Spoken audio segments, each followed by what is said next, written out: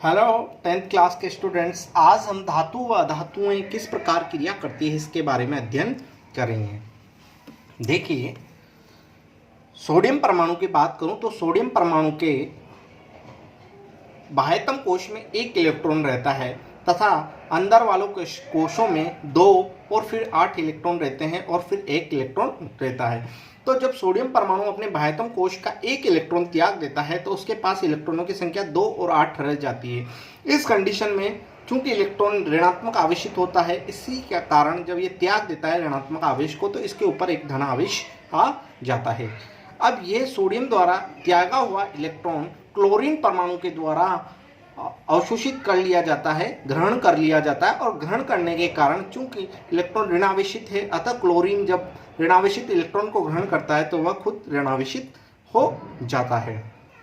देखिए आगे क्या होता है। जब सोडियम परमाणु धनावेशित और क्लोरीन परमाणु ऋण आवेशित है तो आपने पहले पढ़ा होगा कि विपरीत आवेशित आयन एक दूसरे को आकर्षित करते हैं, और यह विपरीत आवेशित आयन जो होते हैं इनके मध्य स्ट्रॉन्ग आकर्षण बल, जिसे कहते हैं स्थिर वैद्युत आकर्षण बल लगता है, जिसके कारण ये स्ट्रांगली एक दूसरे से कनेक्ट हो जाते हैं। और NaCl जिसे हम नमक कहते हैं, और नमक की डली का फॉर्मेशन होता है जब बहुत सारे NaCl परमाणु आपस में कनेक्ट होते हैं।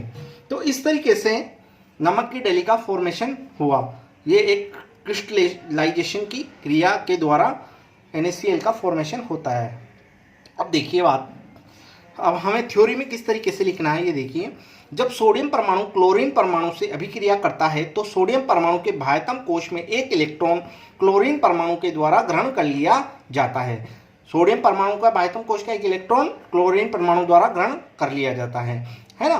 तो इस क्रिया में सोडियम परमाणु एक इलेक्ट्रॉन त्याग कर धनावेशित हो जाता है और क्लोरीन परमाणु एक इलेक्ट्रॉन ग्रहण करके ऋणावेशित हो जाता है। दो विपरीत आवेशित आयनों के मध्य स्थिर विद्युत आकर्षण बल लगता है, जिसके कारण ये आकर्षित होते हैं, और इस प्रकार इलेक्ट्रॉन स्थानांतरण से बना यौगिक आयनिक यौगिक कहलाता है। तो देखिए इसमें यहाँ पे ये इंपॉर्टेंट है कि कौन सा बल लगता है आयनिक यौगिकों के मध्य, स्थिर विद्युत आकर्षण बल लगता है। दूसरी, इस तरीके के यौगिक क्या कहलाते हैं, आयनिक यौगिक कहलाते हैं। देखिए हम अदर एग्जाम्पल एक और देखते हैं। जैसे यहाँ पे मैग्नीशियम है, देखिए मैग्नीशियम में, मैग्नीशियम के बाह्यतम कोश में 2 इलेक्ट्रॉन रहते हैं। मैग्नीशियम का उत्कृष्ट गैस विन्यास कहता है कि इसके बाह्यतम कोश में अगर 8 इलेक्ट्रॉन रहेंगे तो ये मोर स्टेबल रहेगा।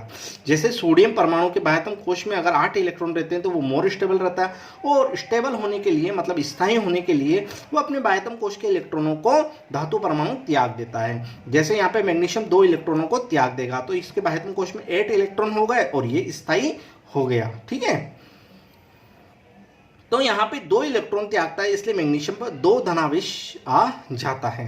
अब क्लोरीन परमाणु 2 इलेक्ट्रॉन त्यागता है तो क्लोरीन के 2 परमाणु आते हैं और दोनों इलेक्ट्रॉन को एक एक परमाणु ग्रहण कर लेते हैं। तो दोनों क्लोरीन परमाणु जब 2 क्लोरीन इलेक्ट्रॉनों को ग्रहण कर लेते हैं तो क्लोरीन परमाणु पर कौन सा आवेश आ जाता है, ऋणात्मक आवेश आ जाता है। यहाँ पे हम ज़्यादा उपयुक्त ये होगा कि हम यहाँ पे 2 ना लगाएं, डायरेक्टली हम लिखते हैं कि क्लोरीन 1 इलेक्ट्रॉन को ग्रहण करता है और क्लोरीन ऋणावेशित बन जाता है। इसको अप्रोप्रिएट तरीके से समझने के लिए हम देखते हैं यहाँ पे आयनिक स्ट्रक्चर। देखिए सोडियम परमाणु के बाह्यतम कोश में सपोज लाइक 1 इलेक्ट्रॉन है और सोडियम परमाणु ने 1 इलेक्ट्रॉन त्याग दिया।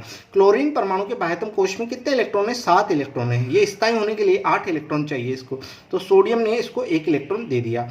इसने त्यागा तो धनावेश आ गया, क्लोरीन ने ग्रहण किया तो ऋणावेश आ गया। चूंकि दोनों के ऊपर विपरीत आवेश है अतः यह आपस में कनेक्ट होकर क्रिस्टल के रूप में फॉर्मेशन हो जाता है, NaCl का फॉर्मेशन हो जाता है। यहाँ पे मैग्नीशियम को देखते हैं तो मैग्नीशियम के बाह्यतम कोश में कितने इलेक्ट्रॉन, 2 इलेक्ट्रॉन।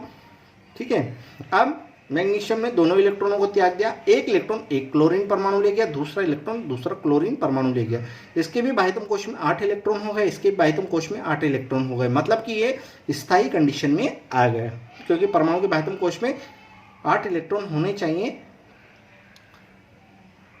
हाइड्रोजन के अलावा। हाइड्रोजन के बाह्यतम कोश में 2 इलेक्ट्रॉन की आवश्यकता होती है, जबकि शेष परमाणु के बाह्यतम कोश में कितने इलेक्ट्रॉन की आवश्यकता होती है, 8 इलेक्ट्रॉन के, तो वो स्टेबल हो जाते हैं। तो यहाँ पे क्लोरीन स्टेबल हो जाते हैं दोनों, और दोनों क्लोरीन स्टेबल होने के कारण मैग्नीशियम के साथ 2 क्लोरीन कनेक्ट होते हैं और मैग्नीशियम क्लोराइड का फॉर्मेशन होता है MgCl2।